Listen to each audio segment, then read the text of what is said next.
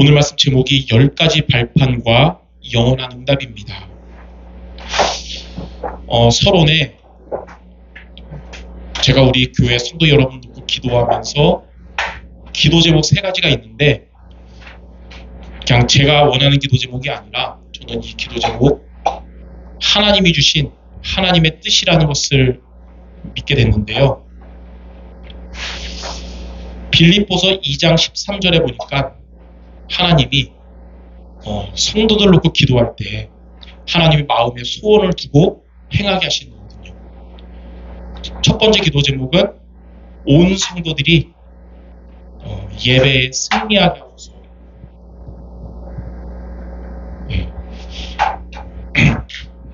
제일 먼저 뭐가 돼야 되냐면 예배에 승리하게 하소서. 여기에서 모든 인생 성공이 오기 때문이고요.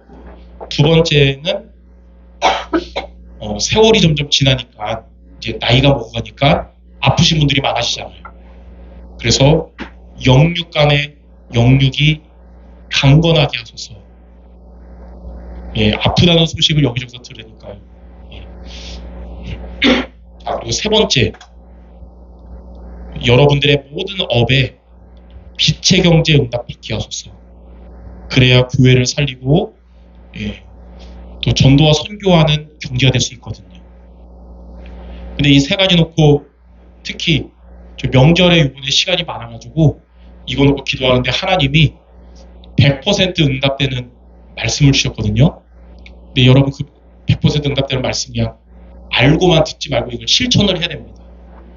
자, 본론에 그러면 이 3가지가 응답되는 게 뭐냐? 크게 3가지거든요. 첫 번째는 말씀을 편집하는 것부터 돼야 되고요. 그리고 이 공간을 좀 띄워서 두 번째는 기도를 설계해야 되고요. 세 번째는 현장을 디자인해야 됩니다.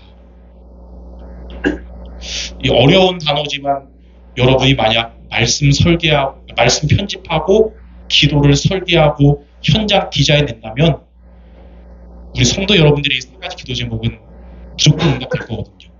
여기에 대한 말씀을 이해하고 실천이 시작되시길 바랍니다.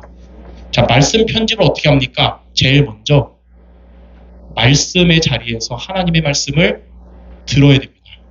말씀을 들어야 돼요. 말씀의 자리에서. 로마서 10장 17절에도 믿음은 들음에서 나고 들음은 그리스도의 말씀으로 말미암느니라. 그러니까 우리가 예배를 통해 복음을 계속 들어야 되는 거예요.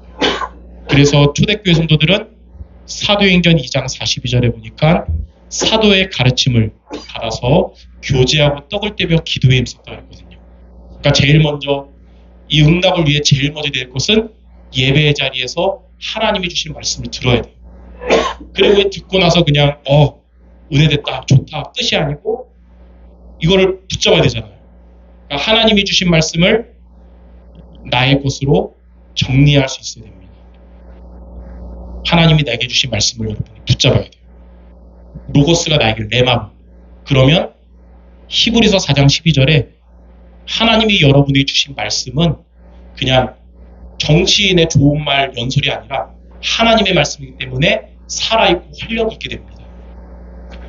그리고 이 여러분의 말씀을 가지고 같이 기관별로 말씀을 같이 나누고 포럼하고 같이 기도하는 시간을 갖는 거예요.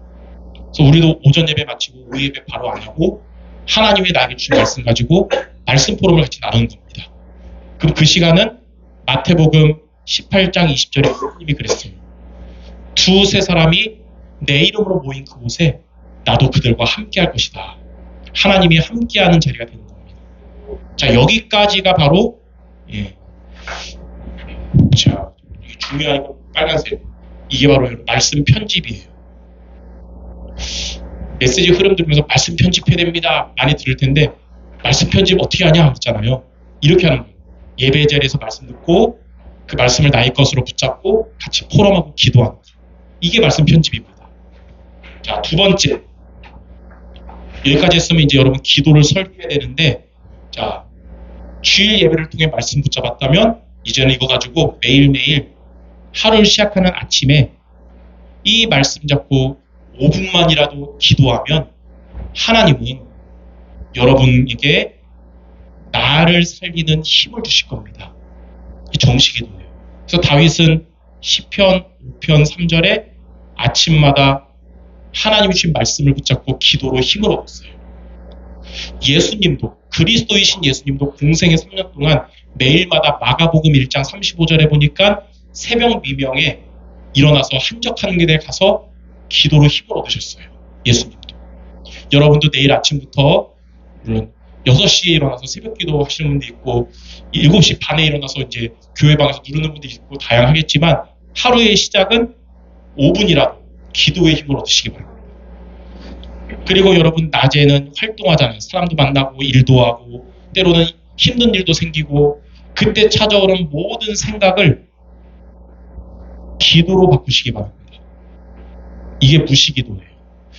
빌립보서 4장 6절 7절에 보니까 염려의 생각이 찾아오면 이것을 여러분이 기도로 바꾸면 평강의 하나님이 여러분의 마음과 생각을 지켜주실 거예요.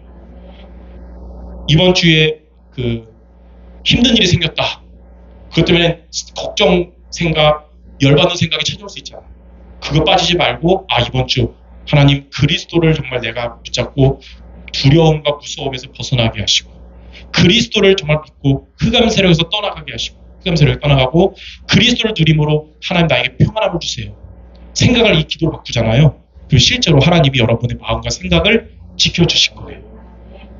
자, 밤에는 말씀을 집중해서 기도하면 말씀 집중만 하나 여러분에게 답을 주시고 치유되게 하실 겁니다. 시편 17편 3절에 그래서 다윗은 밤마다 말씀을 통해 하나님을 만나는 시간 갖고 치유되고 답을 얻었어요.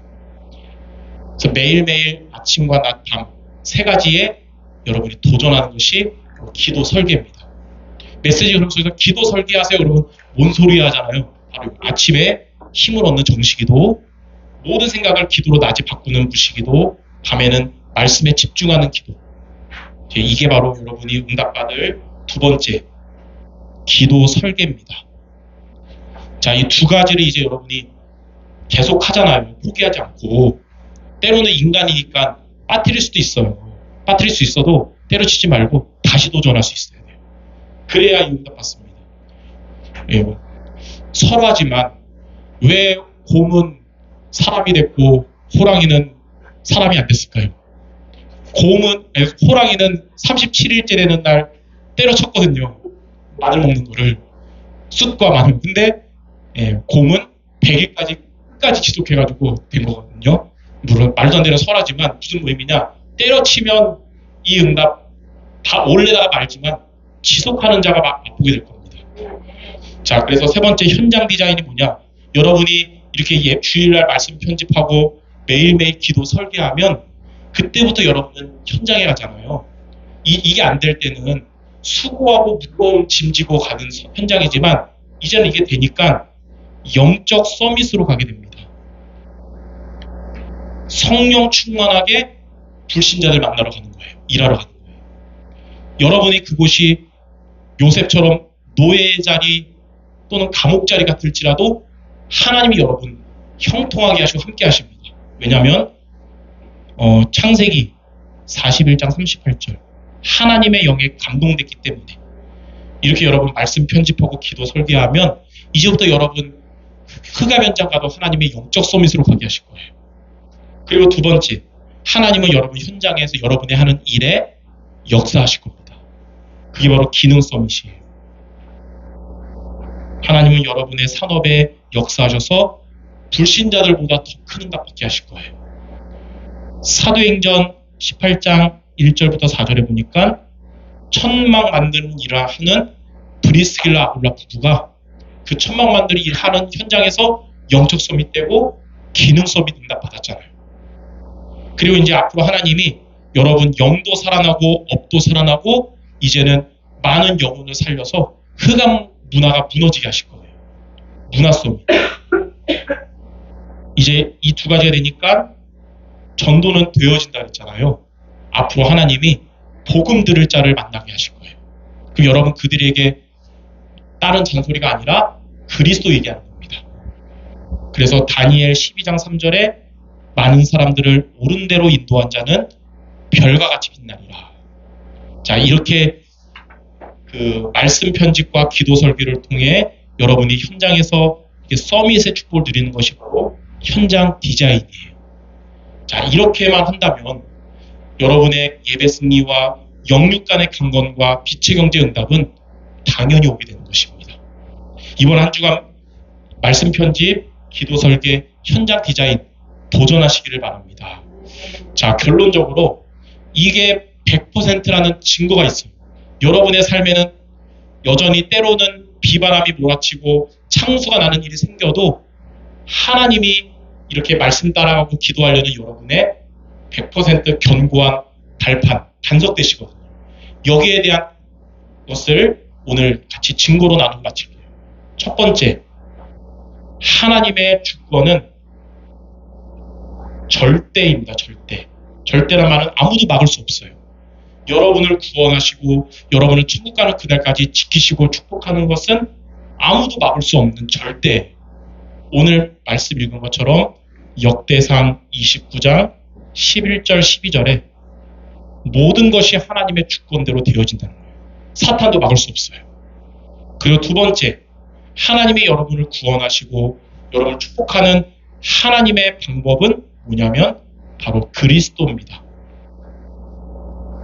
그래서 하나님이 여러분에게 그리스도를 통해서 하나님의 뜻을 이루시는 거예요. 에베소서 1장 3절에서 5절에 보니까 하나님이 창세전에 여러분을 그리스도 안에서 여러분을 택하셨다 그랬어요. 그래서 하나님의 자녀가 되게 하셨다. 자, 그리고 세 번째, 하나님의 역사는 누구를 통해 하시냐면 성령을 통해서 하시는 겁니다. 그래서 사도행전 1장 8절 오직 성령이 임하시면 권능받고 땅끝까지 증인되리라.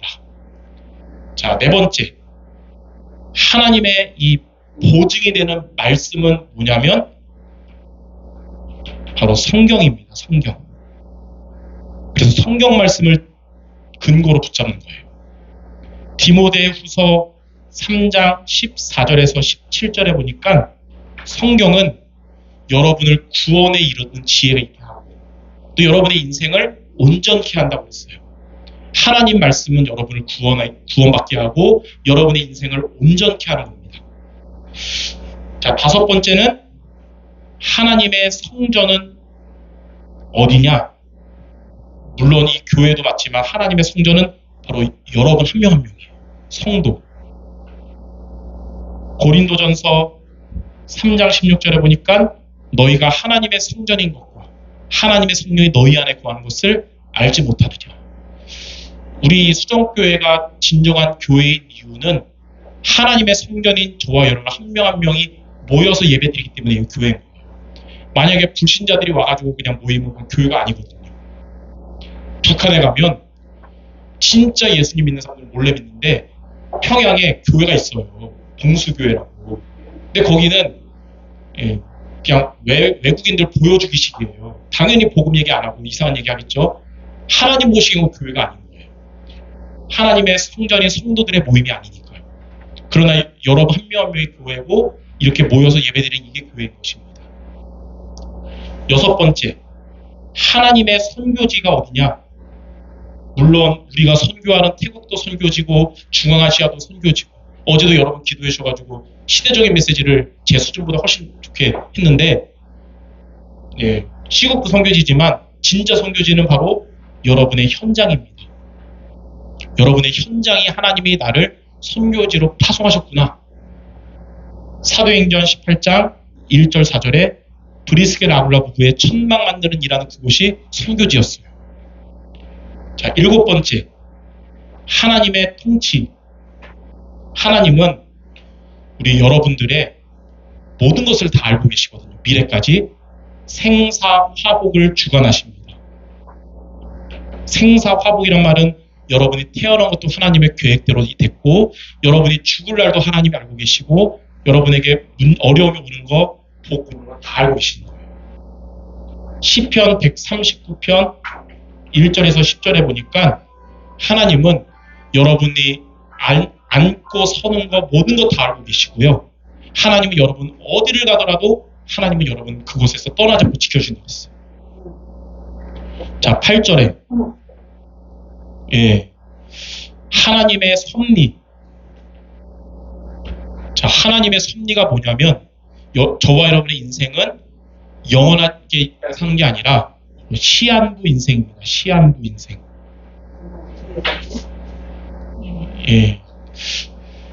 자, 히브리서 9장 27절에 보니까 한 번 죽는 것은 사람에게 정한 것이고 그 후에는 심판이 있으리니. 그러니까 저와 여러분이 이 땅에서 영원히 있는 게 아니고 언젠가는 죽고 천국 가는 거예요. 자, 9번째. 하나님의 심판.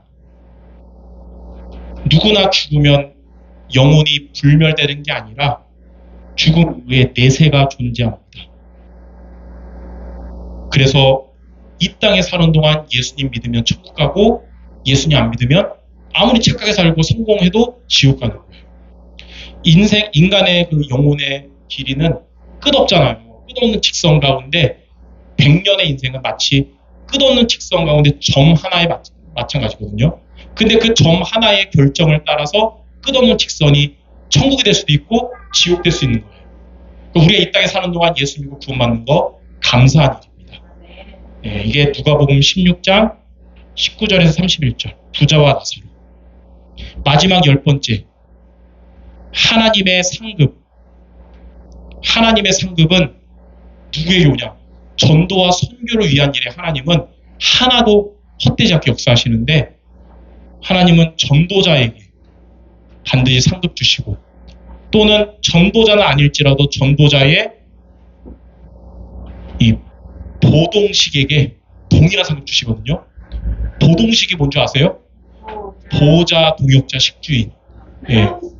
그 베베 집사 브리스키 라글라보고 가이오는 바울과 같은 축복을 하나님께 상급받은 거예요. 여러분들도 나는 목회자가 아니라서 직장 생활해야 되고 일해야 되지만 여러분 있는 그 자리에서 말씀 따라가며 전도 선교를 위하여 기도하고 필요할 때 헌금하고 그 모든 일이 세계복음화에 같이 응답받는 것입니다. 성경에 보니까 마태복음 10장 42절에 냉수 한 그릇이라도 전도를 위한 것은 결단코 상을 잃지 않을 것이다. 그래서 저는 개인적으로 우리 교회 선교는 태국도 그렇고 중앙아시아도 그렇고 시국도 그렇고 저 혼자가 아니라 함께 하고 함께 응답하는 것이다. 저는 가지만 여러분은 보내는 선교사로서. 자, 이렇게 10가지가 바로 하나님의 여러분에게 완벽한 발판이 되기 때문에 우리는 흔들릴 필요 없고 말씀 편집, 기도 설계, 현장 디자이너로서 하나님이 주신 기도 제목들 여러분 기도하게 하시고 하나님이 응답하실 줄 믿습니다. 오늘부터 여러분 말씀 편집, 기도 설계, 현장 디자인 뭔 말인지 이해됐잖아요. 이제 이해된 거 실천으로 옮겨서 언약이 미션으로 이어지고 미션이 응답으로 이어지시기를 주님의 이름으로 축원합니다. 기도하겠습니다. 하나님 아버지, 하나님이 주신 기도 제목 붙잡고 응답받도록 말씀을 편집하고 기도를 설계하고 현장 디자인 되게 하여 주옵소서. 그리고 이를 위해서 하나님이 우리의 견고한 발판 되심을 항상 믿고 기도하게 하여 주옵소서. 예수 그리스도 이름으로 기도드립니다. 아멘.